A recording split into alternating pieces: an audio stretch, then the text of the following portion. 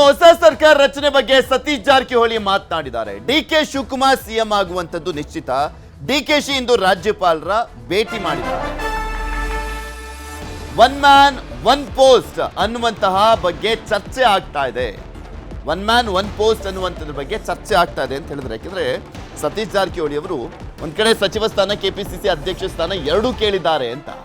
ಆದ್ರೆ ಒಬ್ಬರಿಗೆ ಒಂದೇ ಹುದ್ದೆ ಅನ್ನುವಂಥದ್ರ ಬಗ್ಗೆ ಕಾಂಗ್ರೆಸ್ನಲ್ಲಿ ರೂಲ್ಸ್ ಮಾಡ್ಕೊಂಡಿದ್ದಾರೆ. ಅದರಲ್ಲಿ ಎಕ್ಸೆಪ್ಷನಲ್ ಕೇಸ್ ಅಂದ್ರೆ ಮಲ್ಲಿಕಾರ್ಜುನ್ ಖರ್ಗೆ ಮತ್ತು ಡಿಕೆ ಶಿವಕುಮಾರ್. ಸೊ ಇವರು ನಮಗೂ ಹಂಗೆ ಬೇಕು ಅಂತ ಕೇಳ್ತಾರೆ.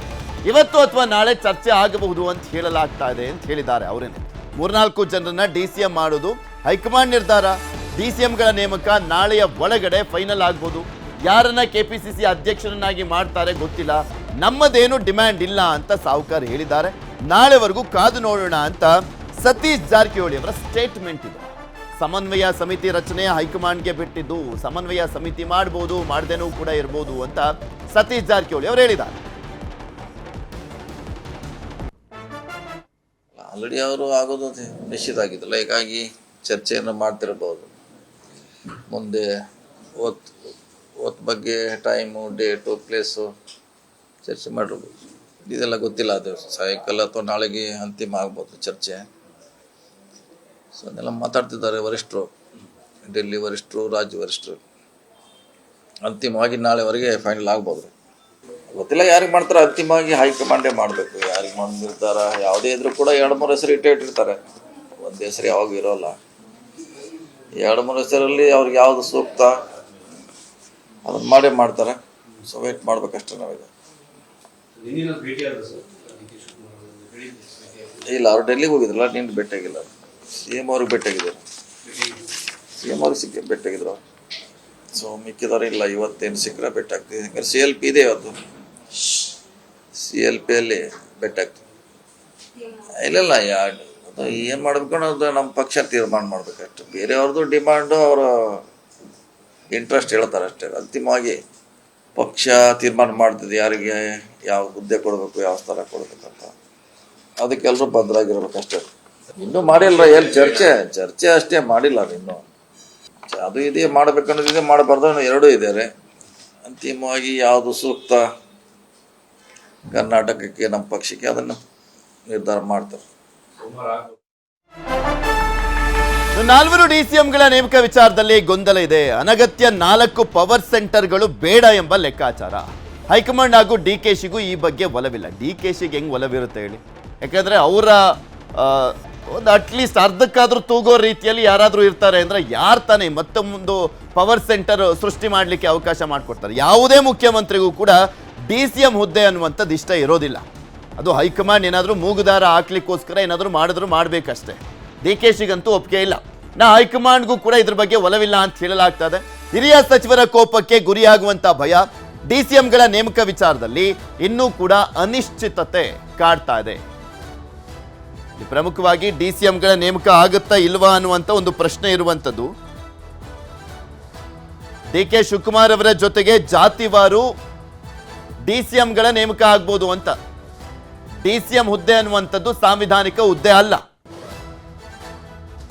ಬಟ್ ಇವರು ಕೂಡ ಪ್ರಮುಖರು ಅಂತ ತೋರಿಸಲಿಕ್ಕೆ ಮುಖ್ಯಮಂತ್ರಿಗೆ ಮೂಗುದಾರ ಹಾಕುವಂತ ನಿಟ್ಟಿನಲ್ಲಿ ಆ ಹುದ್ದೆಯನ್ನ ಸೃಷ್ಟಿ ಮಾಡಲಾಗುತ್ತೆ.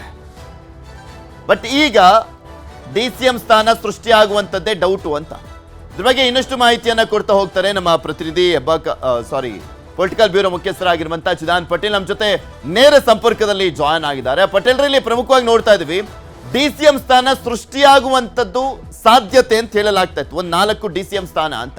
ಬಟ್ ಇವಾಗ ಕೊನೆ ಕ್ಷಣದಲ್ಲಿ ಅದನ್ನ ಕೈ ಬಿಡುವಂತ ಚಾನ್ಸಸ್ ಕೂಡ ಇದೆ ಅಂತ. ಯಾವ ಕಾರಣಕ್ಕೆ, ಏನ್ ಲೆಕ್ಕಾಚಾರ? ಪೃಥ್ವಿ, ಮಹತ್ತರ ಬೆಳವಣಿಗೆಯೊಂದರ ಹಿನ್ನೆಲೆಯಲ್ಲಿ ಎಲ್ಲೊಂದು ಕಡೆ ಡಿಕೆ ಶಿವಕುಮಾರ್ ಅವರ ಸಂಪುಟದಲ್ಲಿ ಡಿಸಿಎಂ ಆಗ್ಬೋದು ಎಂದು ಕನಸು ಕಂಡಂಥವರಿಗೆ ಬಹುಶಃ ಇದು ನಿರಾಸೆಯ ಸುದ್ದಿ ಅಂತ ಹೇಳಿದ್ರೆ ತಪ್ಪಾಗಲಾರ್ದು. ಯಾಕಂತ ಹೇಳಿದ್ರೆ 3 ಅಥವಾ 4 ಡಿಸಿಎಂಗಳ ಹುದ್ದೆಯನ್ನು ಸೃಷ್ಟಿ ಮಾಡಲಿಕ್ಕೆ ಹೈಕಮಾಂಡ್ ತೀರ್ಮಾನವನ್ನು ಮಾಡಿತ್ತು. ಆ ಮುಖಾಂತರ ಜಾತಿವಾರು ಡಿಸಿಎಂಗಳನ್ನ ಸೃಷ್ಟಿ ಮಾಡೋದ್ರಿಂದ ಪಕ್ಷಕ್ಕೂ ಕೂಡ ಅನುಕೂಲ ಆಗುತ್ತೆ ಮತ್ತು ಪಕ್ಷ ಸಂಘಟನೆಗೂ ಅನುಕೂಲ ಆಗುತ್ತೆ ಮತ್ತು ಜಾತಿವಾರು ಮತಗಳನ್ನು ಕೂಡ ಕೇಳಲಿಕ್ಕೆ ಕೂಡ ಅನುಕೂಲ ಆಗುತ್ತೆ. ನಾವು ಜಾತಿವಾರು ಎಲ್ಲರಿಗೂ ಕೂಡ ಸಮಾನ ಅವಕಾಶ ಕೊಟ್ಟಿವಿ ಅಂತೇಳಿ ಸಂದೇಶವನ್ನು ರವಾನೆ ರವಾನೆ ಮಾಡ್ಬೋದು ಎಂಬುದು ಕೂಡ ಹೈಕಮಾಂಡ್ನ ಲೆಕ್ಕಾಚಾರ ಕೂಡ ಆಗಿತ್ತು. ಮತ್ತೊಂದು ಕಡೆ ಎಲ್ಲೊಂದು ಕಡೆ DCMಗಳನ್ನ ನೇಮಕ ವಿಚಾರದಲ್ಲಿ ಎಲ್ಲೊಂದು ಕಡೆ ಹೈಕಮಾಂಡ್ ಕೂಡ ಇದೀಗ ಗೊಂದಲದಲ್ಲಿರ್ತಕ್ಕಂಥದ್ದು. ಸ್ವತಃ DK ಶಿವಕುಮಾರ್ ಕೂಡ 3 ಅಥವಾ 4 DCMಗಳನ್ನ ನೇಮಕ ಮಾಡಬೇಕಂತೇಳಿ ಚರ್ಚೆ ಇರ್ತಕ್ಕಂಥ ಇಂಥ ಸಂದರ್ಭದಲ್ಲಿ 3 ಅಥವಾ 4 ಪವರ್ ಸೆಂಟರ್ಗಳು ಕ್ರಿಯೇಟ್ ಆಗುತ್ತೆ.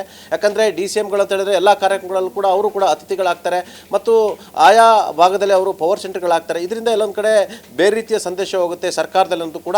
DK ಶಿವಕುಮಾರ್ ಕೂಡ ಎಲ್ಲೊಂದು ಕಡೆ DCMಗಳನ್ನ ಮಾಡೋ ವಿಚಾರದಲ್ಲಿ ಎಲ್ಲೊಂದು ಕಡೆ ಅವರು ಕೂಡ ನಿರಾಸೆಯನ್ನು ವ್ಯಕ್ತಪಡಿಸಿರ್ತಕ್ಕಂಥದ್ದು. ಈಗಾಗಲೇ ಹೈಕಮಾಂಡ್ ಕೂಡ ಮನವಿಯನ್ನು ಮಾಡ್ಕೊಂಡಿರ್ತಕ್ಕಂಥದ್ದು, ಅನಗತ್ಯ ಪವರ್ ಸೆಂಟರ್ಗಳನ್ನ ಕ್ರಿಯೇಟ್ ಮಾಡೋದು ಬೇಡ, ಹಾಗಾಗಿ DCM ಹುದ್ದೆಗಳನ್ನ ಸೃಷ್ಟಿ ಬೇಡ ಅಂತೇಳಿ ಮನವಿಯನ್ನು ಮಾಡ್ಕೊಂಡಿರ್ತಕ್ಕಂಥದ್ದು. ಈಗಾಗಲೇ ಹೈಕಮಾಂಡ್ ಕೂಡ ಗೊಂದಲದಲ್ಲಿ ಇರ್ತಕ್ಕಂಥದ್ದು.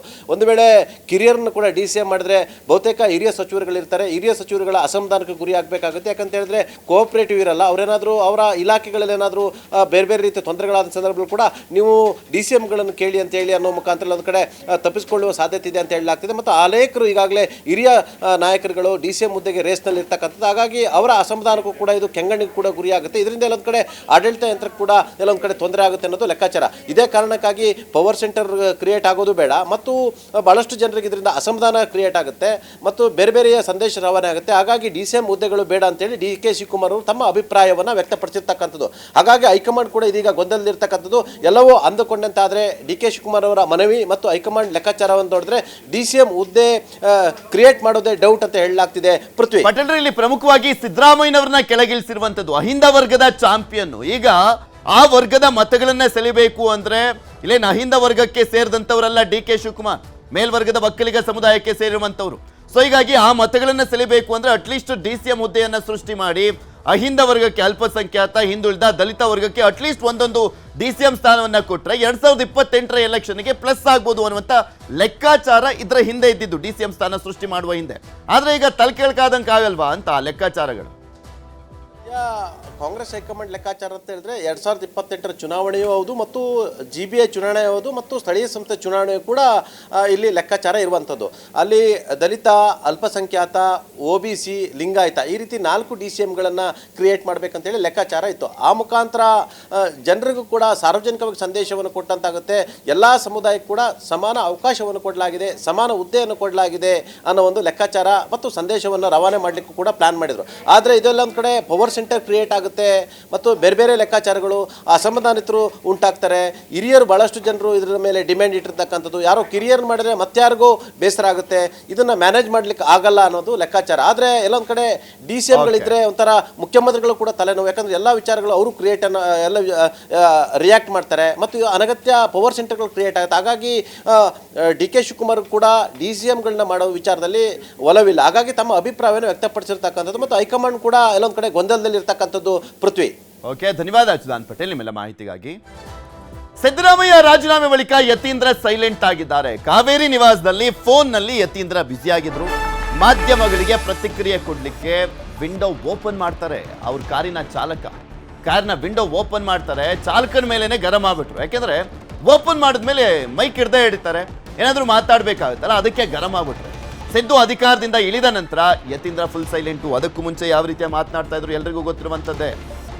ನಮ್ಮ ತಂದೆಯವರು 5 ವರ್ಷ ಇರ್ತಾರೆ ಸಿದ್ದರಾಮಯ್ಯನವರು. ಹೈಕಮಾಂಡ್ ಇಂದ ಈಗ ಆಲ್ರೆಡಿ ಸೂಚನೆ ಬಂದಿದೆ, ಬಹಿರಂಗ ಆಗಿಲ್ಲ ಅಷ್ಟೇ, ಸಂದೇಶ ಪರೋಕ್ಷವಾಗಿ ಕೊಟ್ಟಿದ್ದಾರೆ, ಈ ರೀತಿಯಾಗೆಲ್ಲ ಹೇಳ್ತಾ ಇದ್ರು ಯತೀಂದ್ರ ಅವರು. ಬಟ್ ಇವಾಗ ತುಟಿಕ್ ಪಿಟಿಕ್ ಅಂತ ಇಲ್ಲ.